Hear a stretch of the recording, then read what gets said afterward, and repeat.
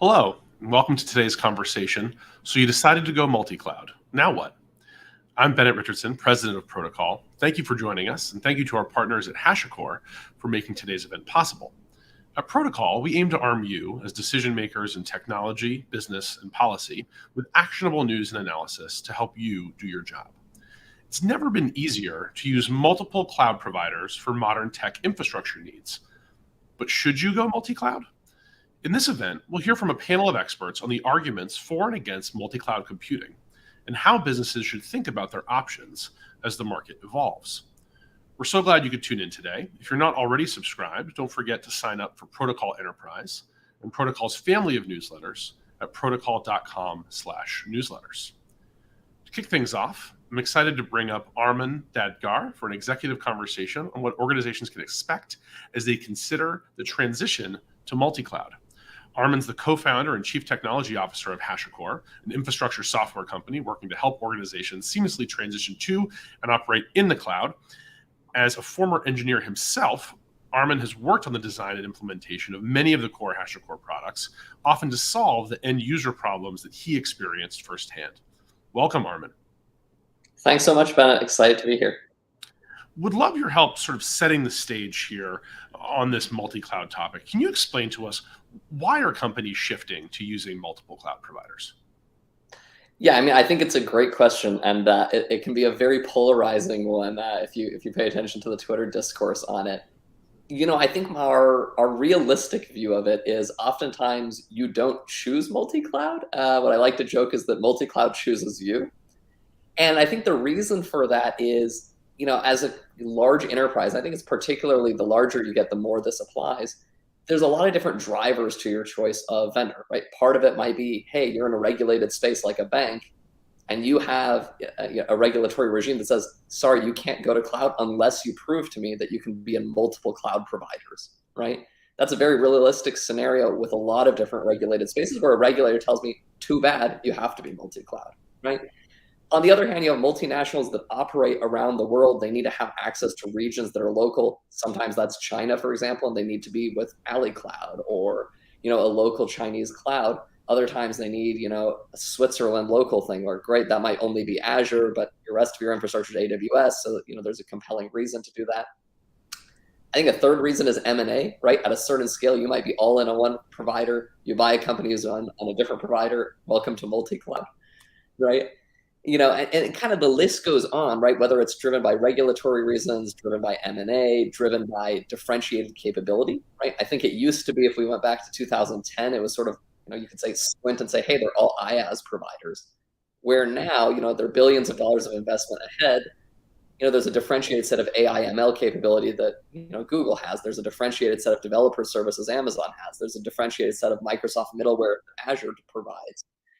So it's like, if you want access to those best of breed capabilities, you sort of have to be multi-cloud. And I think the last one is people have been in a single vendor situation where they're all in on, let's say, you know, one database provider, and it comes time for their license renewal time, and all of a sudden they realize, oh, wow, we have very little leverage in this negotiation.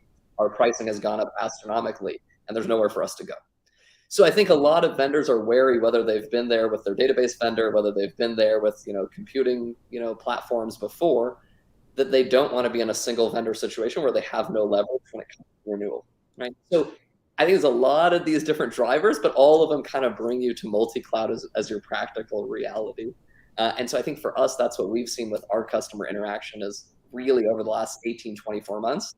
I think CIOs everywhere are sort of acknowledging that, yeah, multi-cloud is my pragmatic reality.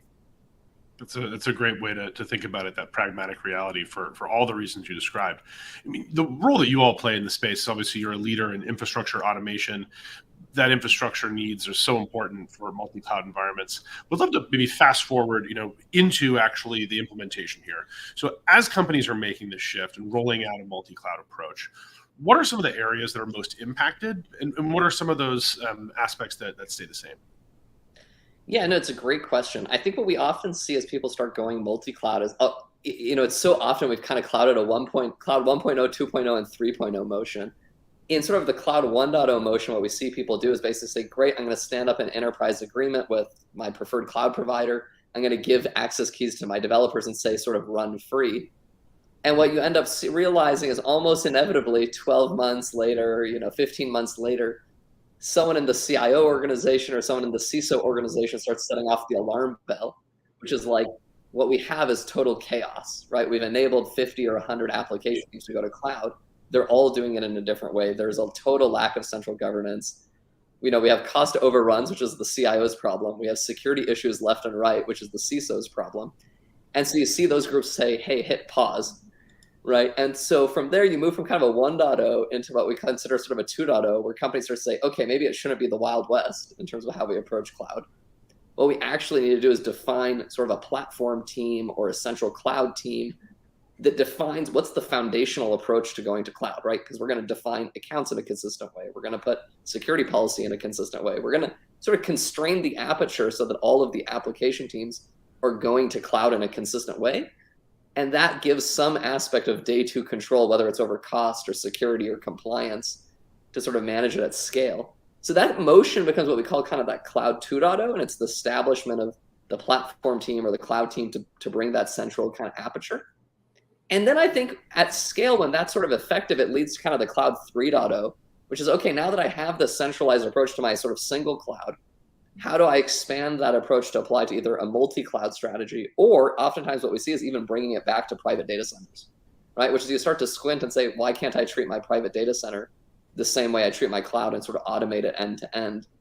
And to us, that becomes almost that cloud 3.0, which is you're sort of industrializing not cloud as an infrastructure, but as a way of working, right? And saying, how do I bring that cloud way of working back into sort of the private data center? So I think that tends to be sort of a very common motion we see in terms of like, how do you actually operationalize it? From a team perspective, it's establishing the right org structure, right? That central team to kind of, manage it.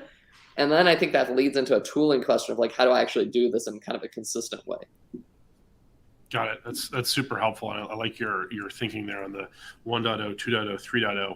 You laid out that rollout and those different levels for us. As we move over to the panel, I think it would be great to hear from you. You work with so many customers and companies transitioning into this multi-cloud way of working. Talk to us about best practices. How should organizations, think about this, and what should they do to really approach multi-cloud most successfully? Yeah, no, I think the best thing is, going into it eyes wide open, as opposed to sort of walking into it, eyes wide shut, which is what we often see. And what I mean by that is being just really intentional about, what does this look like at scale? I think oftentimes people are so kind of obsessed over, hey, how do we kind of show traction over the next 3 months?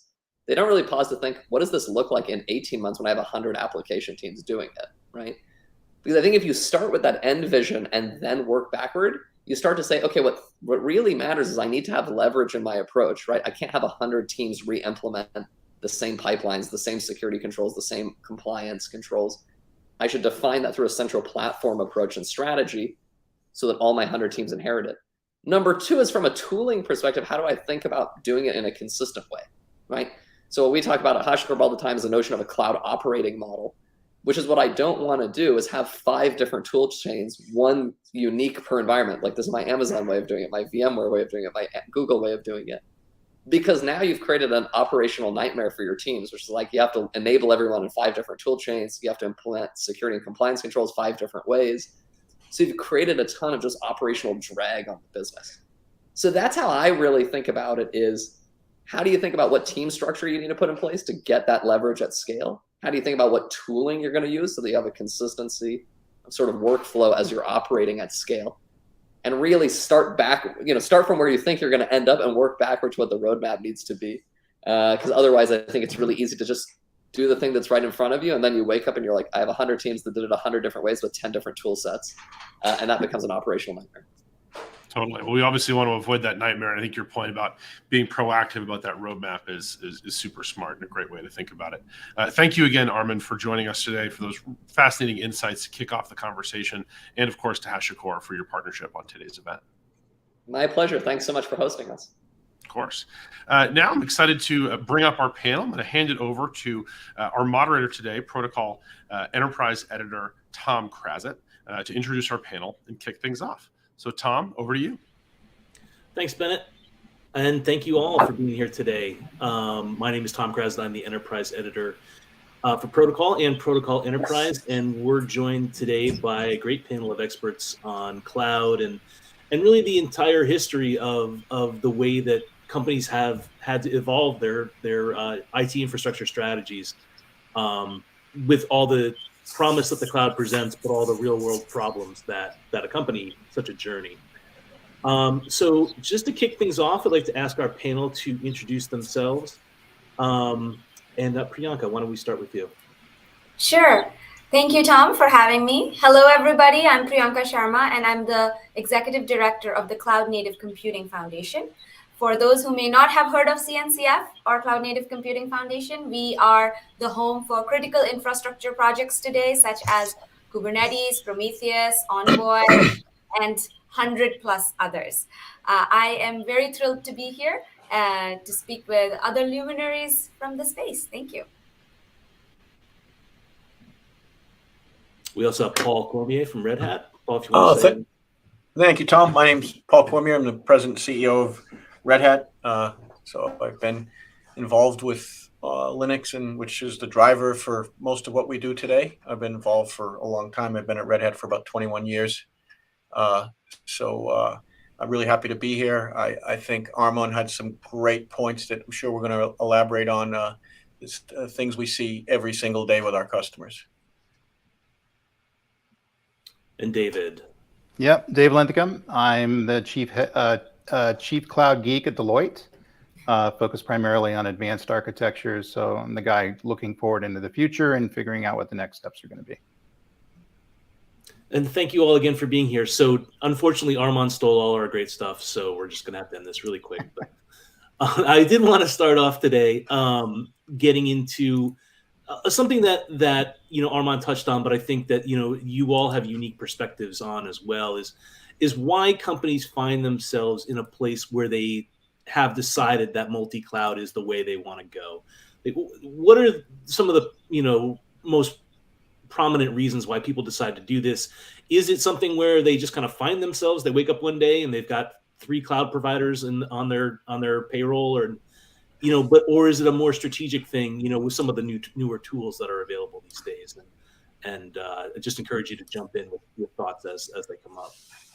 Yeah, I'll go ahead and hit that first. I thought Armon was spot on. I mean, you don't adopt multi-cloud, it adopts you, because typically people just kind of morph and evolve into it. And so in other words, they may have had the idea to leverage a single public cloud provider 3 or 4 years ago. And now with the whole notion of best of breed, in other words, leveraging the best AI technology, the best analytics technology, the best databases, things like that, they start moving to different cloud brands. And they do that in the infrastructure as a service space.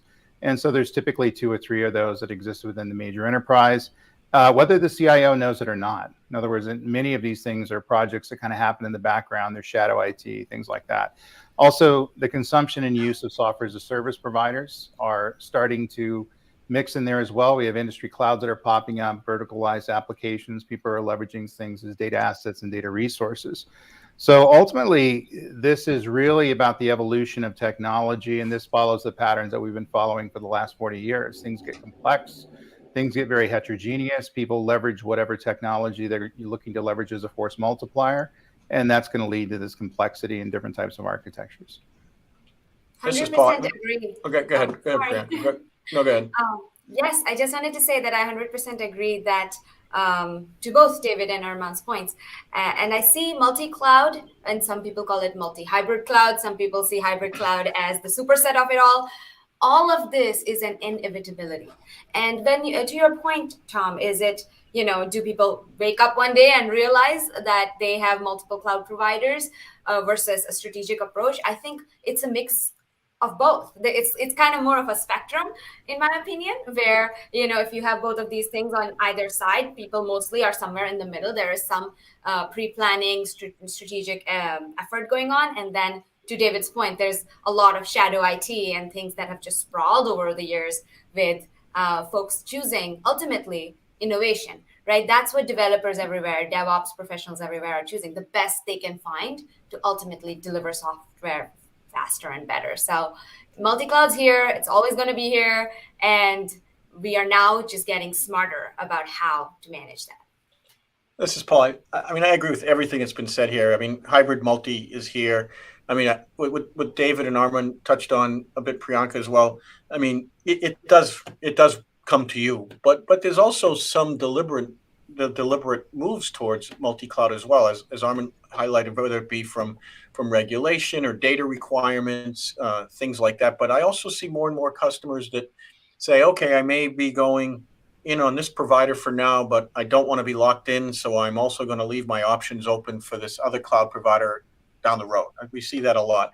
The other thing that I thought was interesting that Armon brought up as well was, I think he called it cloud version 3, where even starting to bring applications back and say on-premise. Cloud is not necessarily just a platform. It's a way of working. So I want to be cloud native. I want to have cloud native development on my on-premise as well, because there's a whole host of applications that may be required to be on-premise for the same set of reasons, data security requirements, etc. So having that flexibility is really, really important, and I think you can only get that if you think about it going in. So I think a lot of that's been said.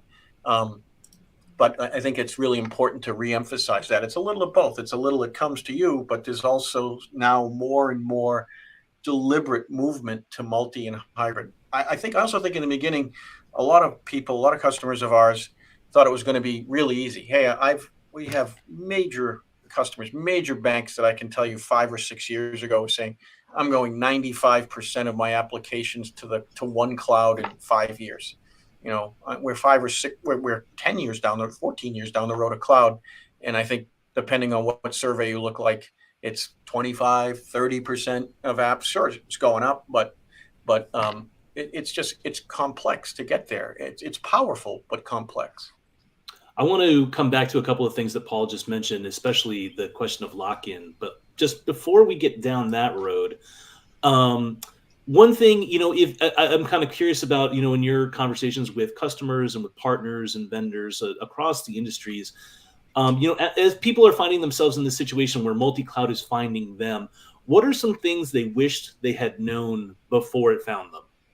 Anything that could have helped them, lessons learned the hard way, I guess, or, things that, people for whom multi-cloud has yet to find them, what would they need? What would they want to know? Yeah, I can kick that off. I think the big thing we find is the complexity. And so in other words, they went from managing 1,500 cloud services with a single cloud provider, and then they added another cloud service and another cloud service. Suddenly they have close to 5,000 very heterogeneous, very different services that they have to leverage and manage. And so we're looking at an ops budget that's really kind of triple of what it was with their on-premise systems, having to keep the skills around to manage these particular very different systems, have very sophisticated ways to do it, and also different silos of management within those things. And so the ability to get to some sort of an abstraction and automation to remove a lot of that complexity really kind of seems to be the path that everyone's taking now. And I think that, and actually the AI ops world is calling this a complexity wall. It's really going to be something ongoing that we're going to have to deal with, and we have to figure out ways to manage around it. And the only way to do it is to the point that Paul made, have a purposeful approach to moving to multi-cloud, do the right planning, figure out how you're going to do it, create the cross-cloud services, and then create the management and operational practices that are going to be able to scalable without having to spend 3 or 4 times as much on operations. I agree with David 100%. It is complex, and one of the big reasons why it's so complex is because they're all different.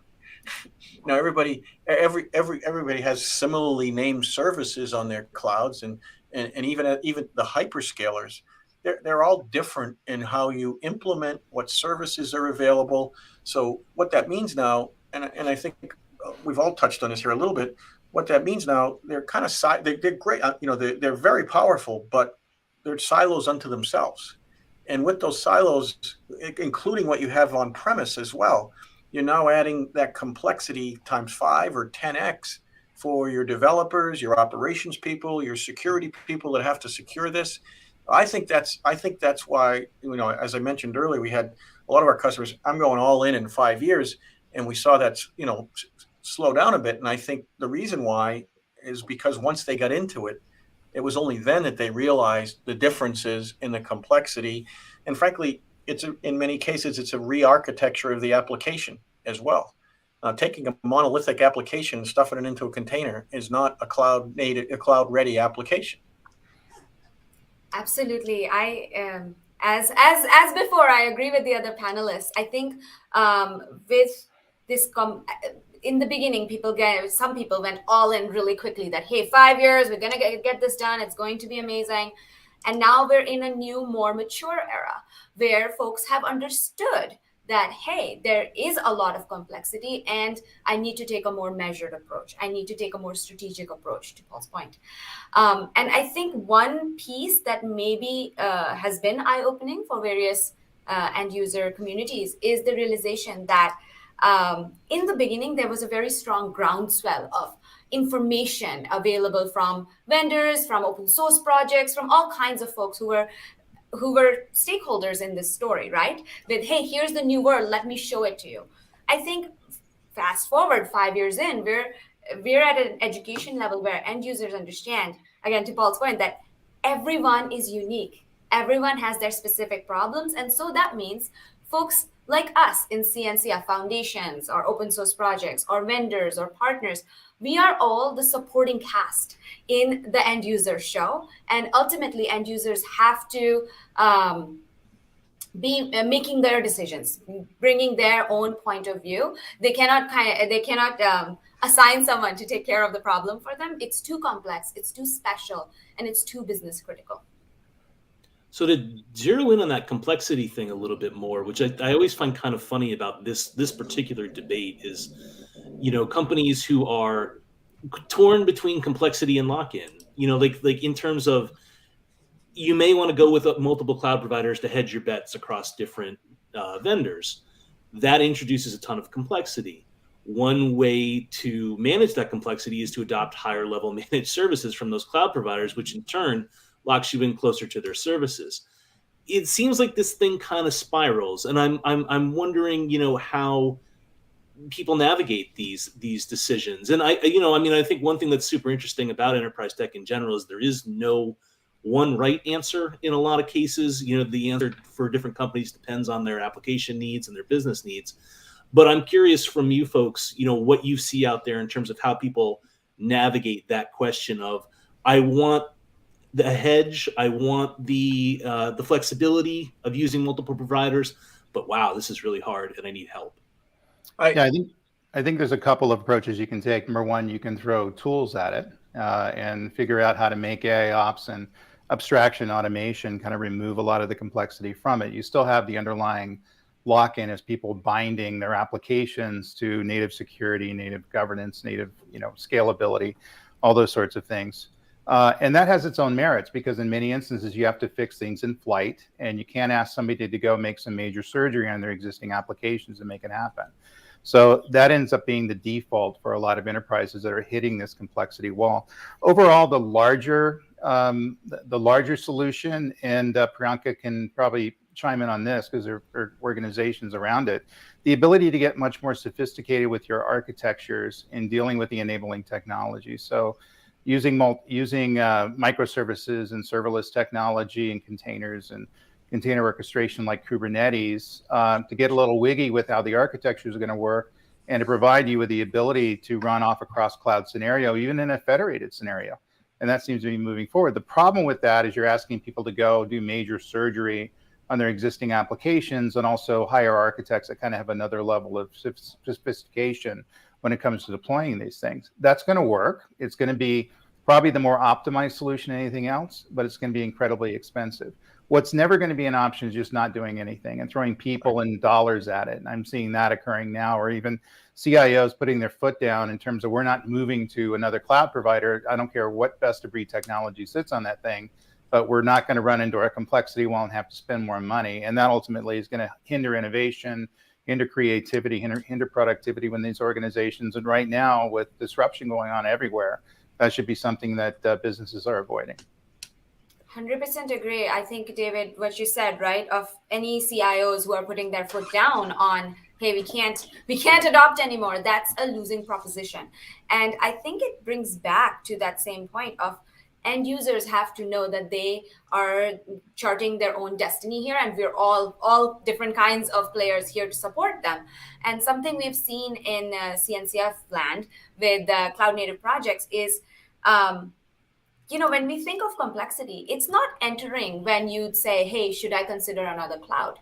Actually, there is so much heterogeneity from way before, from different services you're using, what database you're using, what's the security layer, what is observability story. And it's very rare that you can use all services from one hyperscaler and be done with it. You may be doing a disservice to moving fast and building the best technology that way. So the complexity has arrived even when you don't have a very large multi-cloud footprint. And something that I'm seeing in the cloud native landscape work well, but it requires effort, is thinking from the control plane perspective. And that is something, even if you are predominantly on one cloud and have a little bit somewhere else, or even if you just have one cloud, has been super useful. So there's a project in CNCF called Crossplane. And the whole idea is to provide a higher level of abstraction, make it easier. And what we're starting to see, and this is all, kind of brand new, I wouldn't say this is mass adoption, but what we're starting to see, things like folks will couple together a Crossplane with another project that we have called Backstage, which is basically a service catalog, service discovery tool, and then pair that with something like Argo or Flux, which are GitOps projects, and finally add in governance and policies with Open Policy Agent. So then you have sort of put together a situation where, regardless of how wide or different fragmented your multi-cloud sprawl may be, you are able to manage the heterogeneity and complexity in the various services that you're using. So that's something I've started to see as happening. But again, it's happening when end users are recognizing that, hey, we can't get out of this complexity issue. We can't say no to all new tools, technologies. We have to figure out some answers. I mean, I agree with both of you, but I also think there's another step too. And the way I like to talk about this is I talk about an open source project versus a product. And, I've lived this for the last 21 years of my life here at Red Hat. So, I mean, it's the same thing that happened with Linux in the commercial world here, right? In that,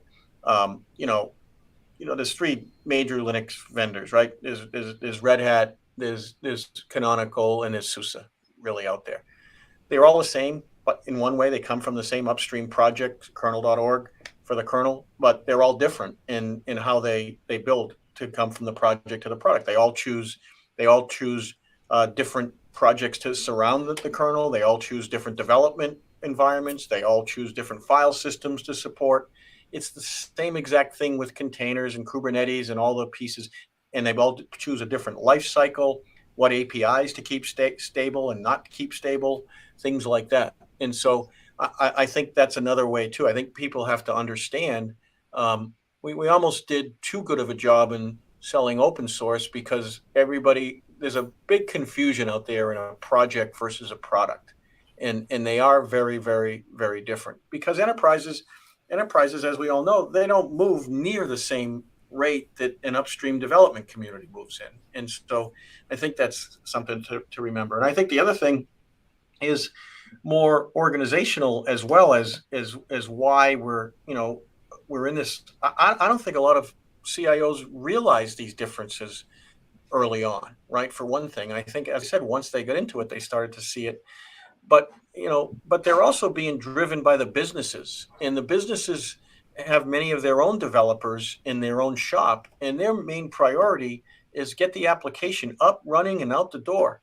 And they're driving the strategy more and more. I see this more and more in big companies, and that's sort of another way that these multi-clouds just sort of happen. In many cases, the business gets to decide where they're going to start and run their project, and then they throw it over the wall to the CIO's organization to operate it and secure it for the rest of time. So I think it's really complex in combination of technical issues and organizational issues, and in many cases political issues as well. I think it's an interesting point about the open source, the project versus the product, in like that there are, a lot of projects within Priyanka's organization that promise to solve some of these issues and like can actually deliver on a lot of that. But managing an open source project within an enterprise is a difficult undertaking in and of itself. And so like it's this constant push and pull, I guess, that is interesting, that these solutions emerge, but then I had an editor once who told me we weren't allowed to call software solutions because software caused more problems than it has ever solved in the history of the industry. But I think that matters in this debate, where you're trying to manage, like you're wanting to adopt as flexible a posture as you can, but you can't run your organization ragged trying to manage that infrastructure. And I'm just curious if there are things that you've seen, with respect to, the way that cloud providers and startups and mature companies at this point are offering more of these managed services around open source projects that aim to deliver on some of this promise. Is that working? Is that not working? Where do you see that? Fastest growing segment of our business right now is, we have OpenShift obviously, but OpenShift as a managed service for a whole bunch of different reasons. One of the biggest reasons is talent.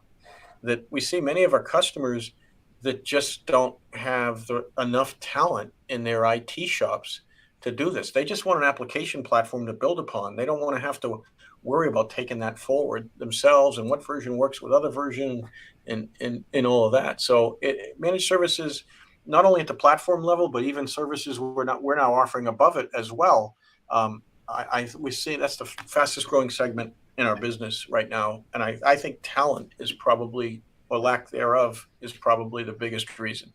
But then again, you hitched yourself to that wagon once again as the customer, where you built your application so closely around these services that some of the flexibility you were valuing, you've had to make a trade-off there.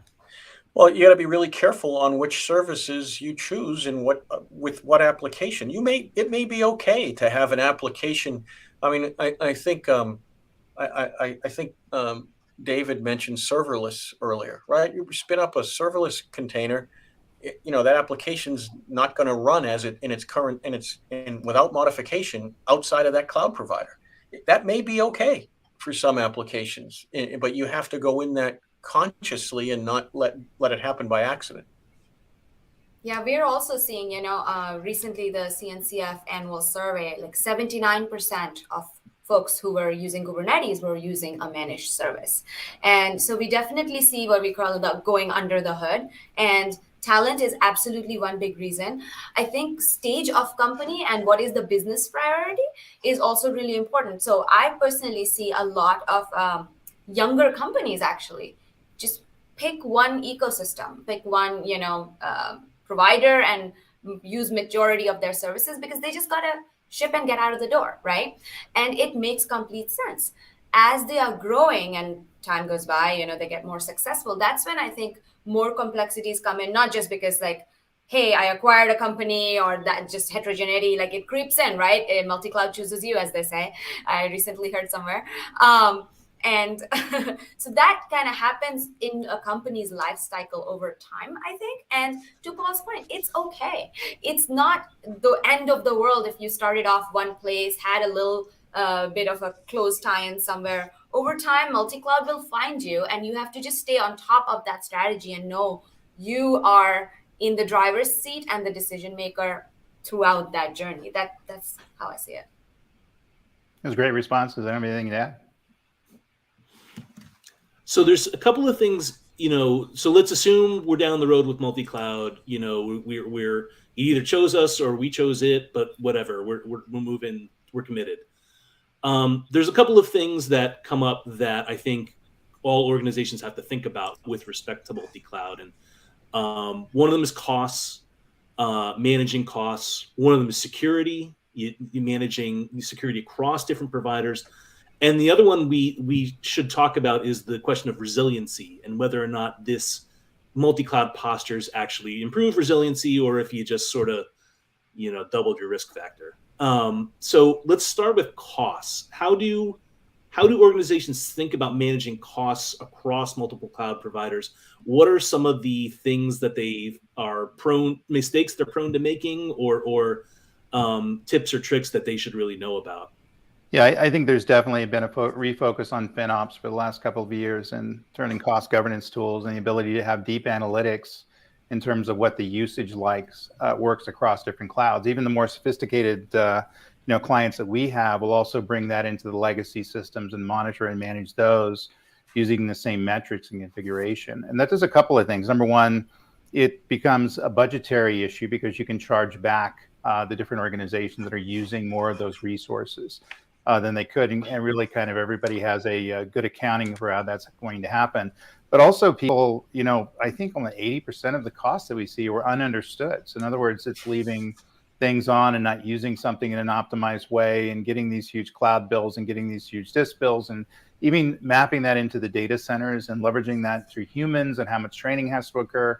You have to have metrics to, in essence, monitor that, move it forward. And I think that's the big discipline that's occurring these days. And not just throwing tools at it, but having talented individuals that are just associated with FinOps that have enough technical understanding to set up these monitoring models and set up these reports, put these budgets in place, and enforce these policies.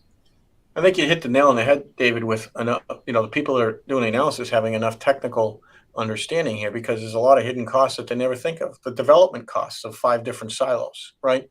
The operations costs. I mean, that's taken into account in many of the tools, all the tools, but even going deeper than that, and the security costs as well, right? I think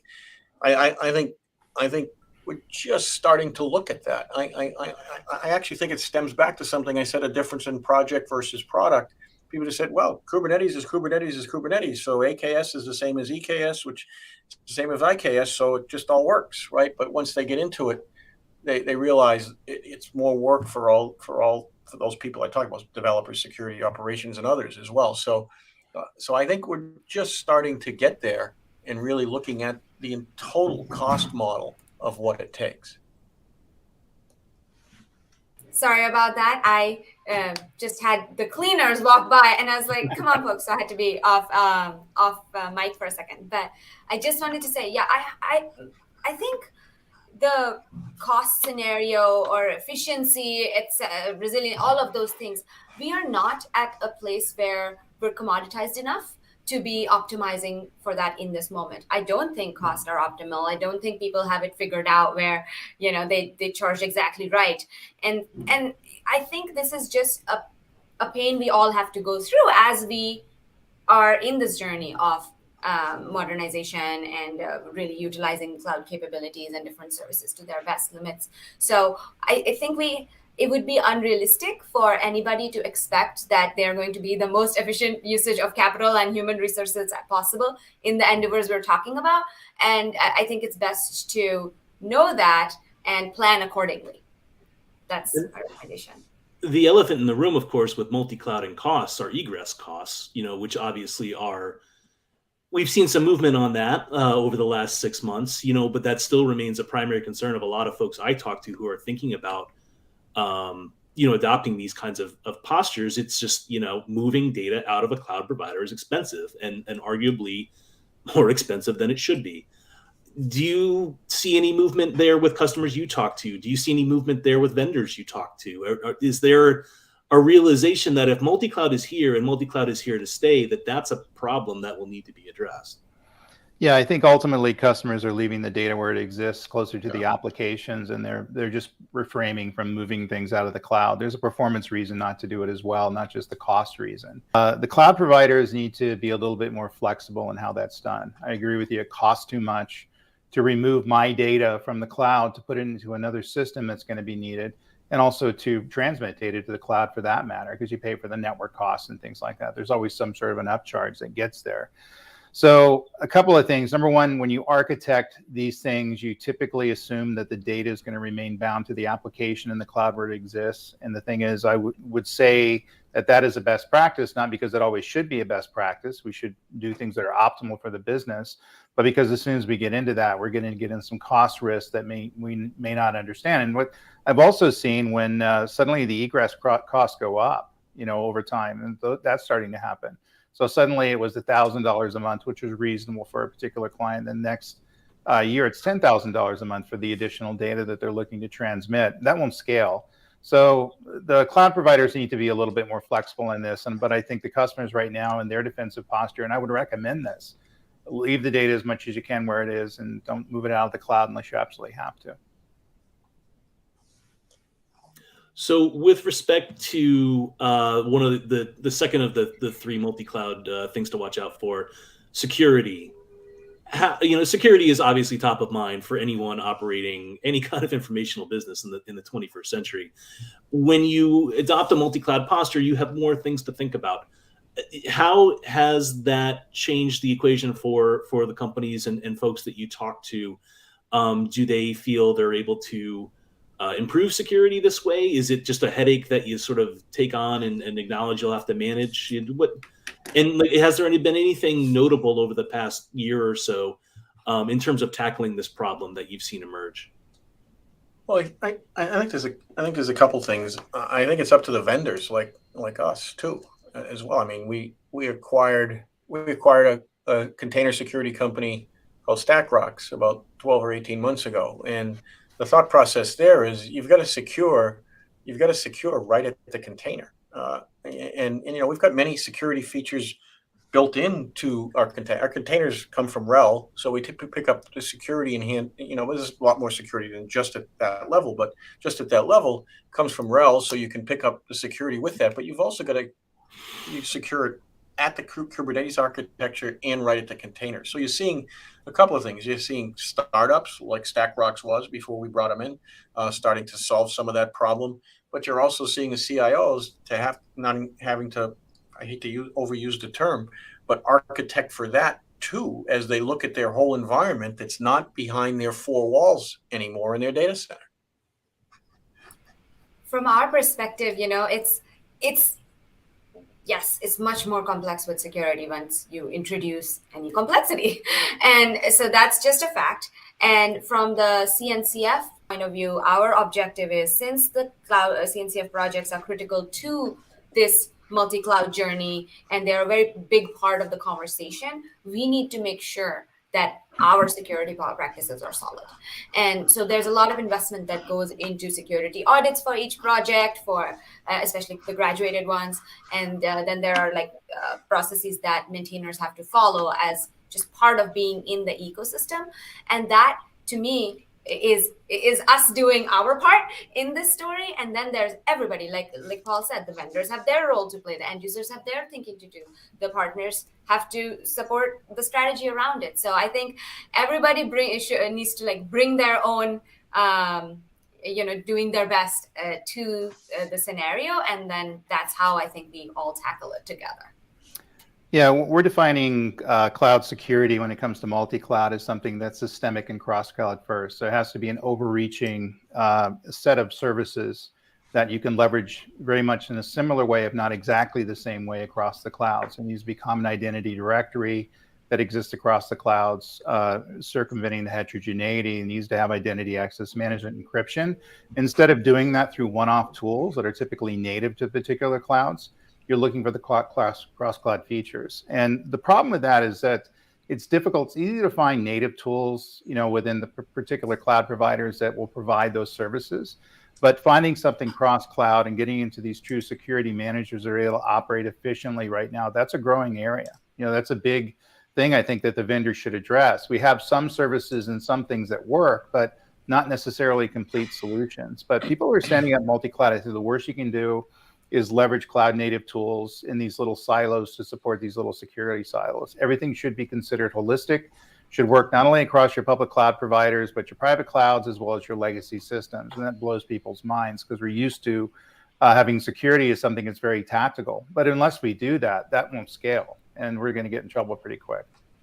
It seems like the whole notion of the shared responsibility model when it comes to security just grows even that more complex in a multi-cloud world. Especially if the vendors, aren't necessarily the best of friends and don't always, haven't always reached the same degree of collaboration that, we've seen with security software companies in other industries. It seems like we're not quite there yet in cloud. And I mean, maybe you all disagree with that, but that's sort of where it looks like from my standpoint. No, I agree. And I look to the third-party providers that are not the big cloud providers to provide the solutions there. I think that the reality is if you live in your own walled garden, everything's going to be translated in the way in which you define the world. These are much more holistic solutions. I think the most important thing about multi-cloud is not necessarily is going to be in a cloud. It's this cross-cloud services, security being the main one. And we have to get that right. And as I mentioned earlier, the stuff won't scale. We try to do this in one-off ways. We're just going to paint ourselves into a corner. It's going to cost too much. It's going to break. We're going to get breached. Couldn't agree more. Couldn't agree more. I think it does help that I think it's this year, that there's been this huge renewed focus on security, right? With the government getting involved, with the White House making very clear statements. I think all of that will push us faster in this direction that we need to go in. I mean, if everyone is focused on supply chain security, I think that does sort of help across the industry. It just helps. Yeah, exactly. Totally. So one other thing I wanted to make sure on that, the last of the three things I'd mentioned was the resiliency question, which is always a fascinating one. I don't know about you folks, but I, after the last AWS outage in December, I probably got 400 emails the next day pitching multi-cloud solutions. And, like, I think that's a pretty common experience across, no matter who has an outage, no matter what happens. Like that's a fairly common experience.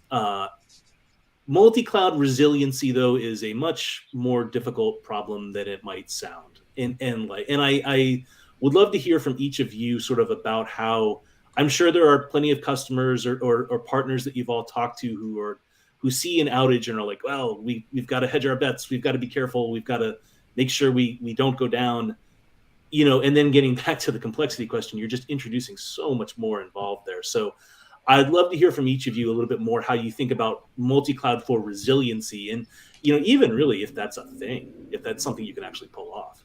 Yeah, I think at the end of the day, it's pragmatically not a thing. It's not something that's easy to pull off, and it's going to be way too expensive. I also got the same calls after the outage, and the reality is they were looking to do an active on different cloud brands. So one cloud brand backs up another. The problem is if you're deploying and running software in those environments, those are still siloed standalone things, whether it's a primary as a backup.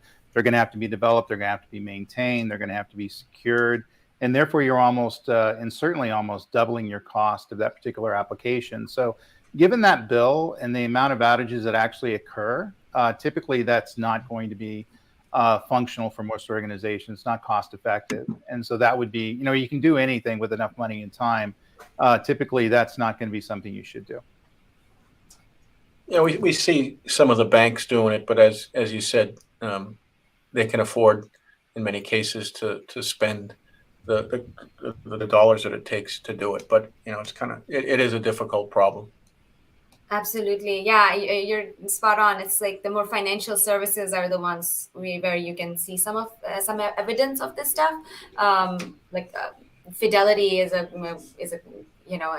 great example. They have a case study with the CNCF where they talk about how they built a platform which helps them being able to move things around a lot easier, et cetera, et cetera.